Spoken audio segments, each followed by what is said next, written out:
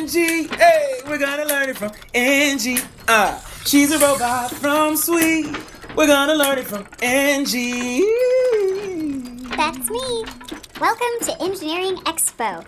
Well, what are you waiting for? Let's go.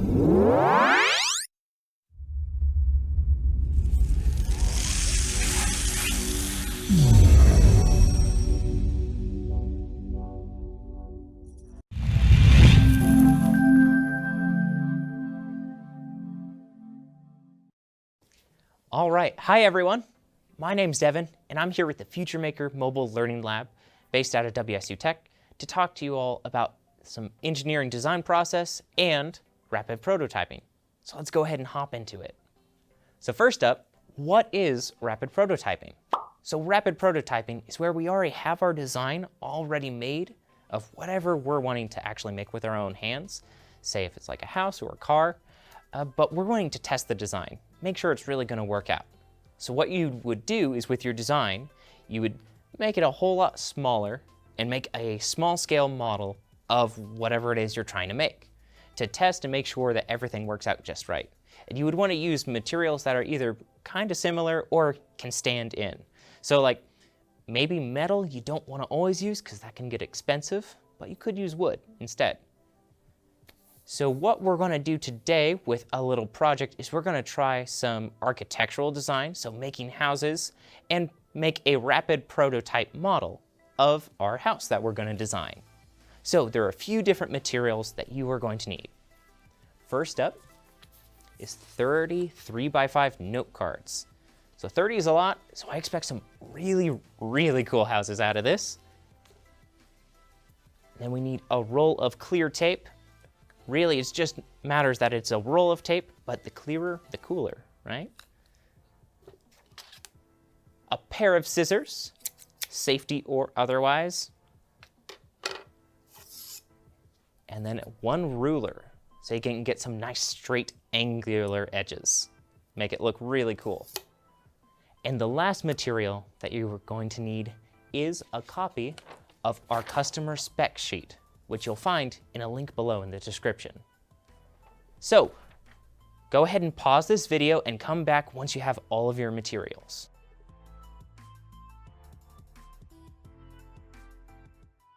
All right, welcome back. So now that you have all of your materials, let's go ahead and run through the spec sheet real quick. So you'll notice we've got 4 main parts to our spec sheet. The first is our story with our project. So really it's just that you're an architectural engineer that's been tasked with a job to make a house design for a really rich customer. So since they have plenty of money, they want a really cool house out of this. And next up is going to be our design criteria. So that's just our way of saying everything that our house needs to have. If our house doesn't have each and every one of these requirements, our customer isn't going to be too happy, and they might not choose us to make their house at the end. And next is our customers' personal preferences. So this is stuff that they really, really like, but it's not super important that our house has all of that. They'll just be really happy if they can end up having all of that in their house. And last up is a few tips that we have for engineering design as you're going through, in case you hit any like walls in your design process or if any of it is a little challenging. So from here, if you're making a really cool house, usually it's going to take about 20 to 30 minutes. So go ahead and pause this video and come back once you've finished designing your house and making a scale model of it. See you in a bit.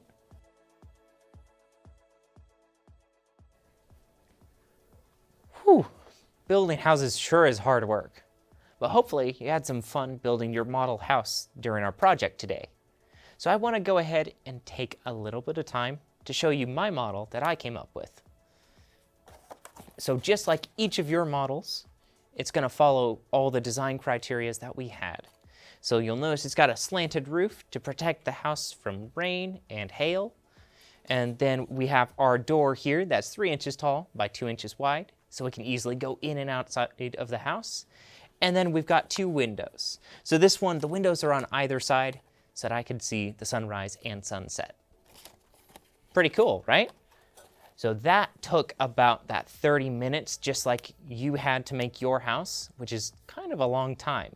We had to work on that all on hand too, right? Because nothing was able to automatically make that house.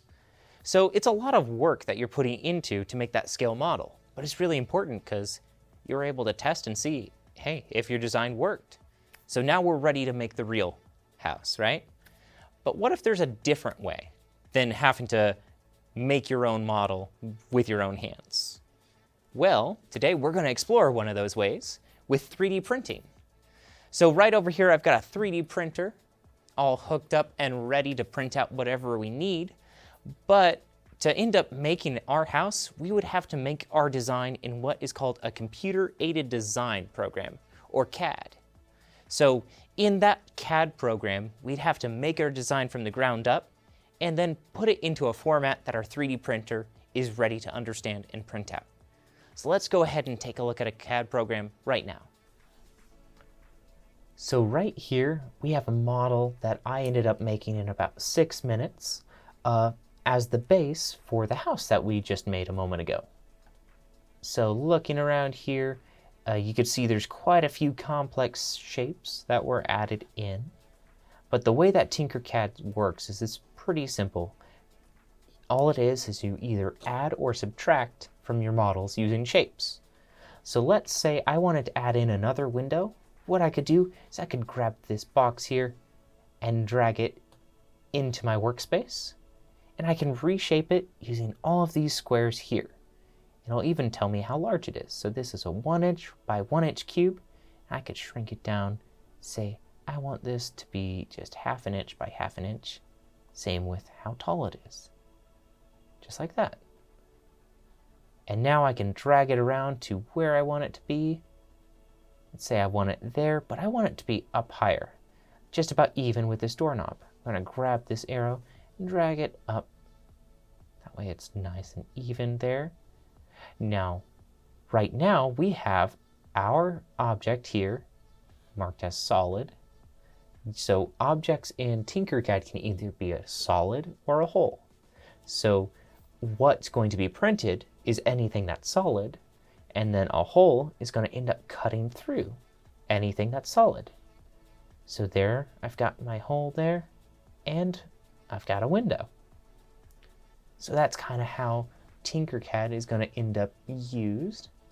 And what we're going to go ahead and do is we are going to head right up here to export. And any of these here for 3D print, once you save it as that, you're ready to take it over to a 3D printer and go ahead and have it printed out. So let's go ahead and do that.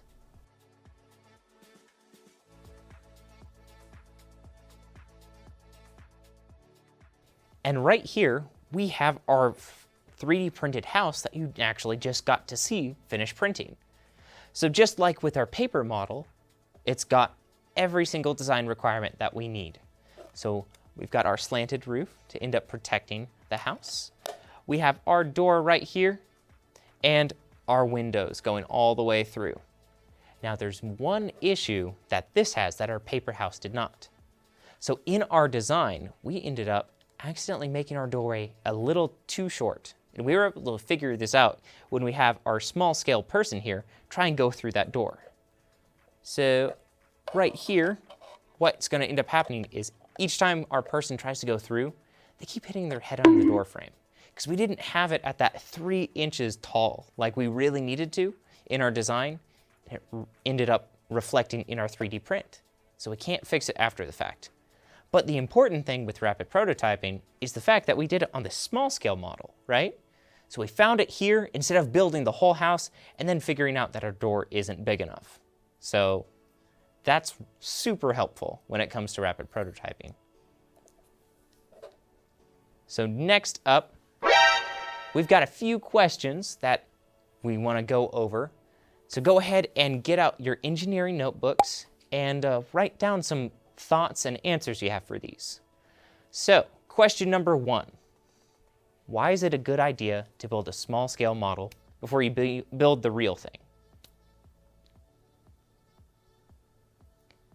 And question number 2, What else could you design with a computer-aided designing software?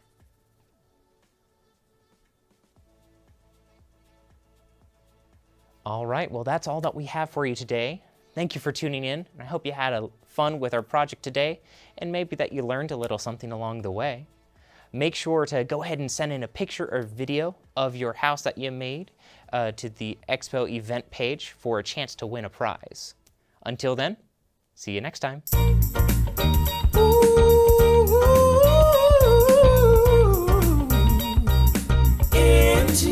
We're gonna learn it from Angie. We're gonna learn it from Angie. She's a robot from Sweet. We're gonna learn it from Angie. We're gonna learn it from Angie. We're gonna learn it from Angie. She's a robot from Sweet. We're gonna learn it from Angie. We're gonna learn it from Angie. We're gonna learn it from Angie. She's a robot from Sweet. We're gonna learn it from Angie.